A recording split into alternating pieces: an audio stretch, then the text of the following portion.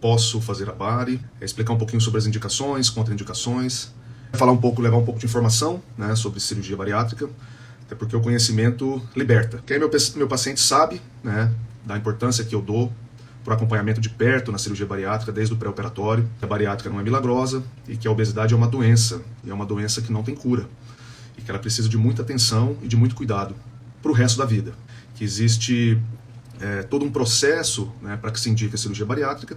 A partir de uma indicação, a partir da indicação clara, precisa, a gente parte para o pré-operatório e depois para a cirurgia em si. Quais são as indicações para a cirurgia bariátrica? Eu vou falar um pouco das indicações e um pouquinho também dos tipos principais. No mundo tem dois tipos principais, que eu vou me ater aqui, são vários, mas tem dois principais, que é o bypass e o sleeve. No Brasil, o bypass é o mais realizado, nos Estados Unidos, o sleeve já é o mais realizado. De uma forma simples, o bypass é quando você transforma teu estômago grandão num estômago pequeno e faz uma emenda com o intestino em Y de Roux. Como assim? Uma cirurgia mista, onde o paciente perde peso porque ele come pouco, porque cabe pouco nesse estômago novo, e digere pouco porque as enzimas que vão vir digerir esse alimento estão vindo lá do estômago que fica dentro da barriga, separado, passando pelo fígado, pela vesícula, pelo pâncreas, e vão se encontrar com o alimento lá embaixo. É uma cirurgia mista, uma cirurgia que tem excelente resposta ao controle das doenças, e isso é um dos principais objetivos da cirurgia bariátrica. Então isso tem que estar em mente. Então, o bypass ele tem uma excelente resposta para o controle das doenças, que é o motivo principal da cirurgia bariátrica. Nunca foi por estética. Foi para controlar as doenças e evitar os problemas a médio e longo prazo. E o outro tipo de cirurgia, além do bypass, é o sleeve, que é menos realizado no Brasil. Eu, particularmente, gosto muito do bypass. Ele dá uma resposta muito melhor para mim a longo prazo. E alguns trabalhos mostram isso, já essa vantagem em relação ao sleeve. Mas o sleeve é a formação de um tubo gástrico, sem emenda com o intestino, onde você joga fora o restante do estômago. Tá? Joga fora mesmo, tira da pessoa, né, manda para análise, ele fica só com um tubo gástrico. Uma contraindicação importante para o sleeve é um refluxo patológico, né, porque o sleeve já se sabe que a médio prazo ele piora bastante o refluxo. Hoje, particularmente, nós vamos falar mais sobre o bypass, é uma cirurgia onde a gente faz de forma mista, né, um estômago pequenininho e uma emenda com o intestino em Y, onde a gente faz o paciente perder peso por ser um estômago pequeno e por ter um desvio e só encontrar o alimento lá embaixo quando a gente faz a emenda do estômago novo com o intestino. E uma coisa legal e interessante, né, é que descobriu-se quando a gente faz esse contato do intestino lá com o alimento não digerido, há uma série de hormônios intestinais que são liberados, que são os hormônios incretínicos, né, que eles atuam melhorando a função do pâncreas. Por isso que para quem tem diabetes, é uma excelente opção e os pacientes às vezes controlam diabetes já nos primeiros meses, mesmo antes da perda de peso. Aliás, tem trabalhos com segmento com pacientes por mais de 10 anos mostrando que não existe nenhuma medicação comparada à cirurgia para controle do diabetes. Então, qual a indicação principal? A sociedade, junto com a sociedade americana e as outras sociedades do mundo, tentam ainda achar uma forma mais completa de fazer essa indicação, que não seja apenas pelo cálculo do IMC. Mas ainda está em fase de estudo, atualmente aceito no mundo inteiro, é o IMC, que é o Índice de Massa Corpórea, onde a gente pega o peso do paciente, divide pela altura ao quadrado. Se ele for acima de 40, a gente classifica o paciente como obesidade grau 3 ou obesidade mórbida. Se ele for entre 35 e 40, obesidade grau 2, e aí na obesidade grau 2, se o paciente tiver alguma das várias comorbidades associadas à obesidade, ele pode ser operado, tanto pelo Conselho Federal de Medicina quanto pelos convênios.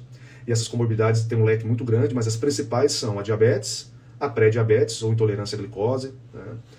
A hipertensão, a apneia do sono, problemas articulares graves, com laudos, né, dos profissionais, né? Existem também pacientes que sofrem muito com apneia, e a apneia melhora bastante, né, no pós-operatório, e que muita gente ainda tem medo.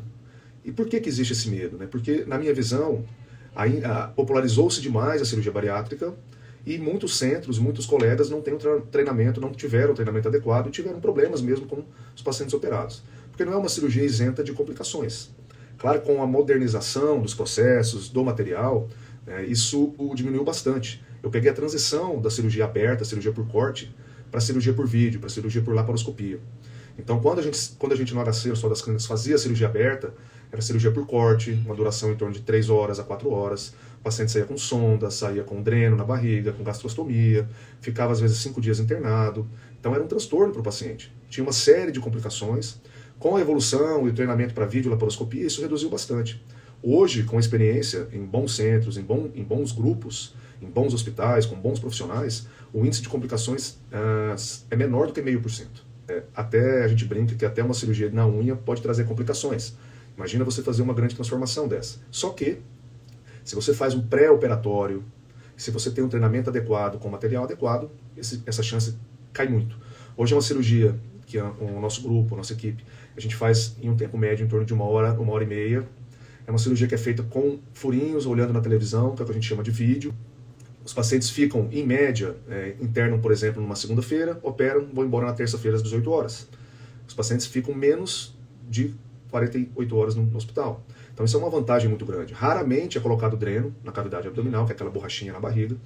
E as conversões, ou seja, cirurgias que não se completam por vídeo, são muito raras. Mas todo paciente tem que ter essa consciência. Tá? E recentemente o Conselho Federal de Medicina aprovou, né, a cirurgia metabólica para aqueles pacientes com obesidade grau 1, entre 30 e 35, com diabetes. Então essa é uma cirurgia onde o foco é o controle da diabetes, muito mais do que a perda de peso, e é o mesmo bypass. E como eu falei, quando você coloca esse intestino lá em contato com o estômago novo, há a liberação desses hormônios e é um efeito sobre o pâncreas de melhoração, então a diabetes é controlada em poucos meses. Tem trabalhos mostrando índice de cura acima de 85%. Pacientes, é claro que existem pré-requisitos mais específicos, né? Não tem que ter diabetes por mais de 10 anos, tem uma série de outras questões, mas se ele se enquadrar, ele pode ser operado com obesidade grau 1. Quais seriam as contraindicações? Tem algumas contraindicações relativas, mas para mim, a mais importante delas, e é uma coisa que às vezes é negligenciada no preparo, no pré-operatório, é alguma condição psiquiátrica importante. Então, alcoolismo, uso de drogas, pacientes com transtornos psiquiátricos mal controlados, que não vão saber lidar com a restrição dos primeiros dias do pós-operatório, na minha visão e na visão da sociedade brasileira, está totalmente contraindicado até se conseguir o equilíbrio desse paciente. Porque se fizer um pré-operatório mal feito, a gente pode agravar muito a situação psiquiátrica desse paciente e ele, consequentemente, não tolerar as dificuldades que vão vir no pós-operatório. Então, para mim, essa é uma indicação clássica. Né? Hoje em dia evoluiu isso tanto que até pacientes que são renais crônicos, que estão na fila de diálise, são pacientes candidatos à cirurgia bariátrica com grande melhora. Pacientes que têm deposição de gordura no fígado, esteatoses graves, né, que é a gordura do fígado, também se beneficiam demais da cirurgia bariátrica. Uma das coisas mais importantes, primeiro, é ter uma boa equipe, é confiar no médico, esclarecer as suas dúvidas no pré-operatório e confiar na equipe multidisciplinar. É extremamente importante o trabalho da enfermagem, o trabalho da nutricionista, o trabalho da psicóloga, o trabalho do educador físico. O pré-operatório é de suma importância. Então, de uma forma resumida, de uma forma geral, o paciente, ele primeiro tem que ter uma comprovação de que está tratando a obesidade há 2 anos, ele tem que ter essa indicação clínica, normalmente a gente faz isso com um endocrinologista, tá? Ele tem que entrar nos pré-requisitos que eu falei em relação ao IMC, as comorbidades, se for de 35 e 40, e os acima de 40. Lembrando que eu tenho operado pacientes com IMC acima de 50, que são super obesos, e os acima de 60, que são super obesos. Conforme vai subindo o IMC e o peso, vai obviamente aumentando a dificuldade intraoperatória, a dificuldade cirúrgica, né, e o risco, né, do pós-operatório também aumenta proporcional. Então por isso que o preparo, que o cuidado pré-operatório é primordial. Então, né, no caso dos convênios existem as enfermeiras, né, que vão cuidar da parte burocrática e de todo o apoio logístico, o apoio com os pacientes e o contato com os outros médicos. Depois você vai ter o contato com o endócrino e ele vai dar a carta, a comprovação, isso no caso dos convênios, comprovando de que ele tem realmente indicação, que ele já tratou e não teve sucesso no tratamento. Esse é o primeiro passo. É obrigatório a avaliação com o pneumologista, que ele vai avaliar a apneia do sono, vai estudar esse pulmão, se preciso for, vai fazer estudo do sono, para dar suas recomendações de pré-operatório, de pós-operatório. O cardiologista, obviamente, se um profissional tem alguma dúvida em relação ao quadro clínico, ele vai fazer todos os exames que ele achar necessário. No caso, o cardiologista vai fazer um eco, vai fazer uma esteira. Se precisar, tem pacientes que vão até para o cateterismo. A nutricionista e a psicóloga, que vão ser parceiras desse paciente, na minha visão, para sempre. Quem tem oportunidade tem que seguir para sempre. A obesidade não tem cura. A bariátrica não é milagrosa. É normal, pós-cirurgia bariátrica, esse paciente ter uma perda de peso importante, e aí a gente tem casos de 40 quilos, 50 quilos, 70 quilos. Cuidado e contato com a nutricionista e com a psicóloga ele é essencial. A psicóloga vai excluir problemas graves e fazer o encaminhamento para o psiquiatra, caso esse paciente, caso ela perceba alguma condição clínica importante.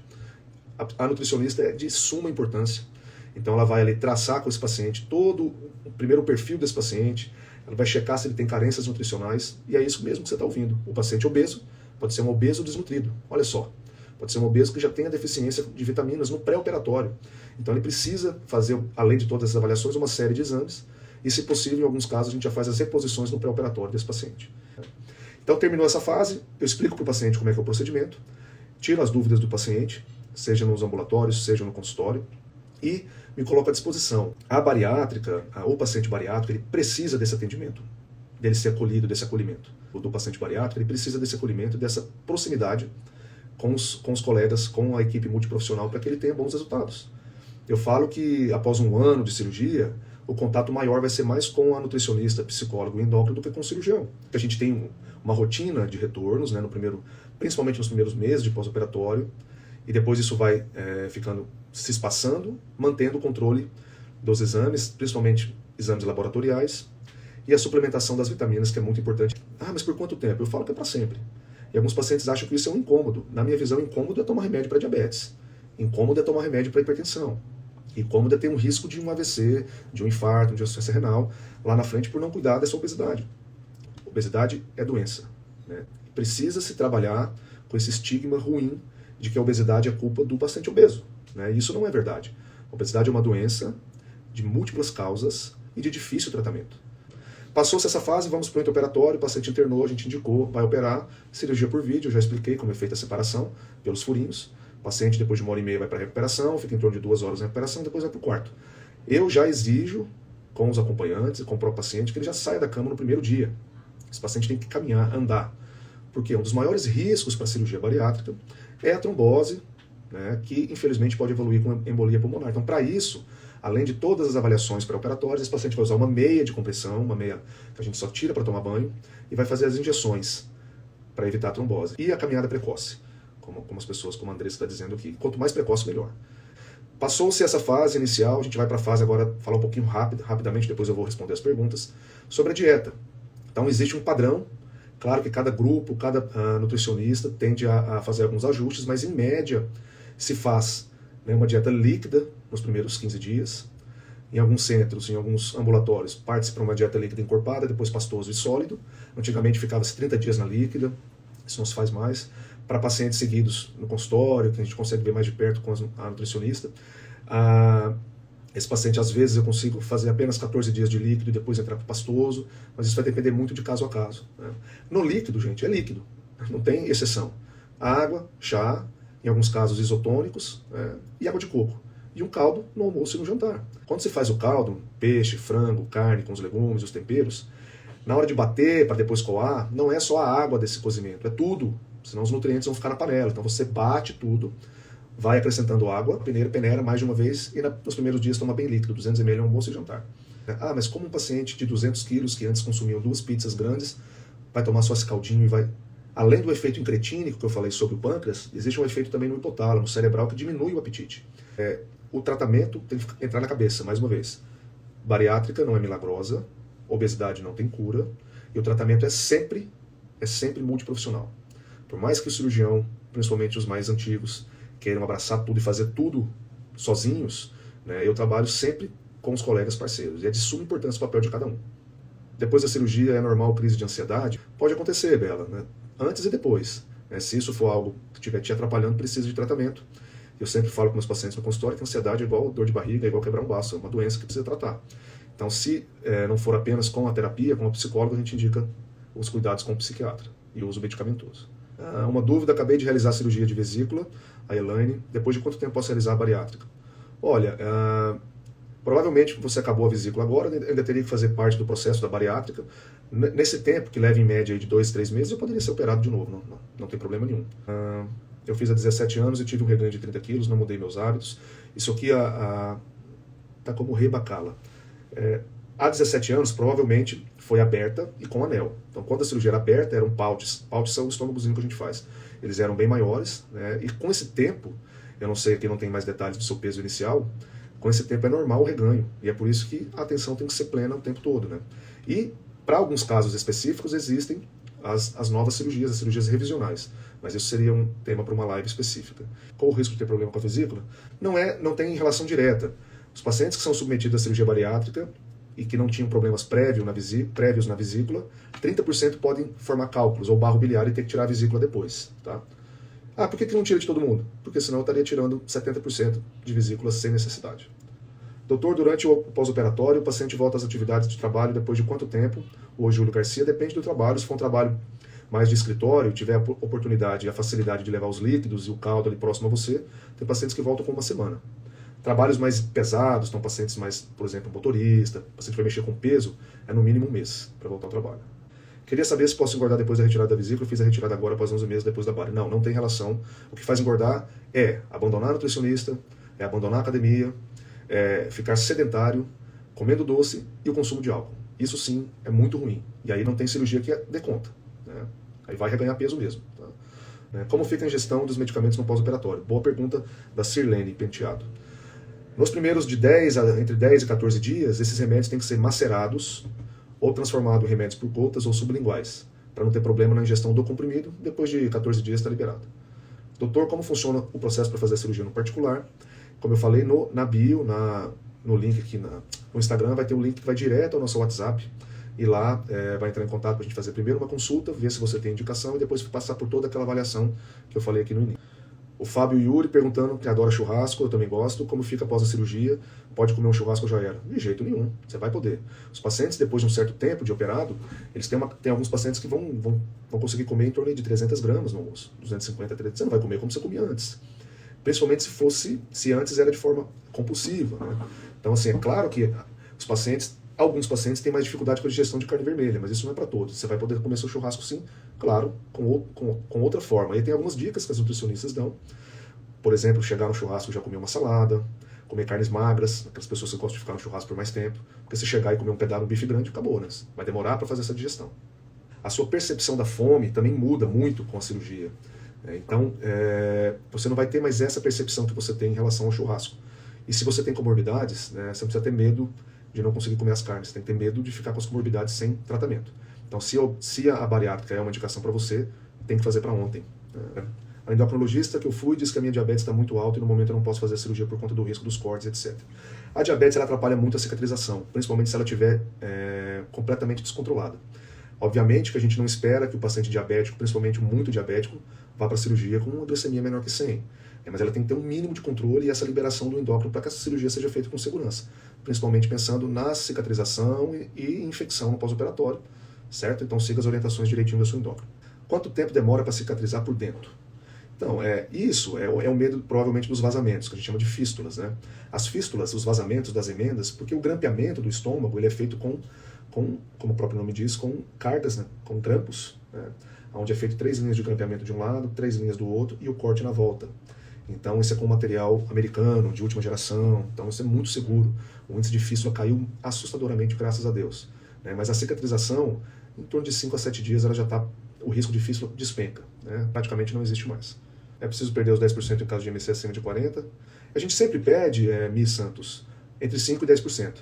Isso é de extrema importância, porque quando o paciente, principalmente o superobeso, isso vale para todos, mas quando o paciente tem indicação de bariátrica e ele pede, vou dar um exemplo simples, tem 100 quilos, tem que perder entre 5 e 10 quilos. Quando ocorre essa perda, principalmente nos dias que antecedem a cirurgia, isso facilita muito o intraoperatório, porque diminui a gordura dentro da barriga e diminui o tamanho do fígado. Fica mais fácil da gente operar, consequentemente diminui o risco e melhora a recuperação, vai embora mais cedo. Doutor, é possível retirar a vesícula junto com a bariátrica? Eu sempre explico para os pacientes que a gente sempre tenta. Em quais situações a gente não tira, na minha visão? Você pode tirar junto ou pode tirar 6 meses depois do emagrecimento. A gente tira quando a cirurgia bariátrica foi tranquila e a vesícula está numa condição relativamente tranquila, sem estar inflamada, sem ter um fígado muito grande, porque a gente tem que acrescentar furos, a cirurgia que é feita do outro lado. Então, se for para aumentar muito o tempo cirúrgico e trazer a chance de complicação, a gente não faz a vesícula junto. Doutor, uma amiga sofreu de anorexia na adolescência, agora com 40 anos sofre de obesidade, pode realizar a bariátrica? Se ela tiver um laudo do psicólogo e do psiquiatra de que ela não tem nenhum transtorno alimentar grave, ou se tem, está em tratamento e está sob controle, pode. Para o reganho de peso, o mais importante é equipe multidisciplinar. Tentou-se de tudo, transforma uma cirurgia em outra, chama cirurgia revisional, aumenta a área de desabsorção, nada disso funciona tão bem quanto o paciente engajado na terapia, na academia e na nutricionista. Né? E por isso que o paciente não pode abandonar esse esforço, né, de se manter ativo e de não cair no doce e no álcool, por exemplo. Doutor, na segunda fase os caldos devem ser coados ou somente batidos? Os convênios às vezes têm especificações da nutricionista que eu prefiro não me meter muito. Na minha visão, poderia ser apenas batido, mas converse com o seu nutricionista. Sintomas de sonolência absurda após injeção de algum alimento com açúcar pode ser dumping? Pode não. Tipicamente o dumping pode ser, não é só aquela batedeira, mal-estar, sudorese, ele pode vir só com sono excessivo. Tomar um gole d'água, depois deitar, pôr a perna para cima e esperar passar. Infelizmente, o reganho de peso é algo muito presente, é algo que esse paciente tem que ter em mente, principalmente depois da estabilidade da perda de peso, que para alguns pacientes é 1 ano, para outros 1 ano e meio, e aí às vezes ele fica por mais 2, 3 anos com esse peso mantido, mas se esse paciente ficar sedentário, se esse paciente começar a comer doce sem ter dumping, se esse paciente começar a tomar álcool, são coisas que vão gradativamente fazer esse paciente ganhar peso. Então ele tem que ter isso em mente, por isso que o papel da psicóloga, da nutricionista é primordial. Com a bariátrica o refluxo some? Ótima pergunta. Com a bariátrica, o próprio bypass já você tira o gradiente de pressão sobre esse estômago, porque agora cabe pouca comida, não fica muita comida fermentando e não volta, então dá tempo do esôfago cicatrizar, além do desvio, né? Então, no sleeve, por exemplo, fica um gradiente de alta pressão, então o refluxo ele é mantido e até piorado na maioria dos pacientes. A Sirlene, quem tem bactéria no estômago pode fazer? A bactéria é o H. pylori, é uma bactéria extremamente comum, mais de 60% da população brasileira tem, por isso que a gente faz endoscopia pré-operatória em todos os pacientes, e quando tem, a gente trata e faz a cirurgia, pode fazer sim. Ele é válido o Pilates junto com a hidroginástica, ajuda bastante. O Pilates, e eu só peço para fazer o Pilates assim, depois de uns 40 dias de operado, porque usa muito core, muito abdômen, então eu peço para esperar um pouquinho. Então é isso, pessoal. Então, hoje era mais para a gente falar um pouco sobre, tentar levar um pouco de informação, porque a informação e o conhecimento liberta, né? E isso ajuda muito as pessoas a se sentirem mais seguras, né? A cirurgia bariátrica, feita em bons centros, com boas equipes, é uma cirurgia extremamente segura e transforma vidas. Procure um bom profissional, procure uma boa equipe, faça um bom pré-operatório, não tenha pressa e faça um segmento para sempre no pós-operatório. A gente fica muito feliz de ver a transformação mesmo, a mudança de vida, né? No que isso pode trazer e dá vontade de falar assim, poxa, se eu pudesse, eu teria te convencido antes, né? Quem tem indicação, né, tem que se cercar de informações, fazer um bom pré-operatório e tem que operar. Enfrenta o medo, porque vale a pena, né? A transformação é muito grande.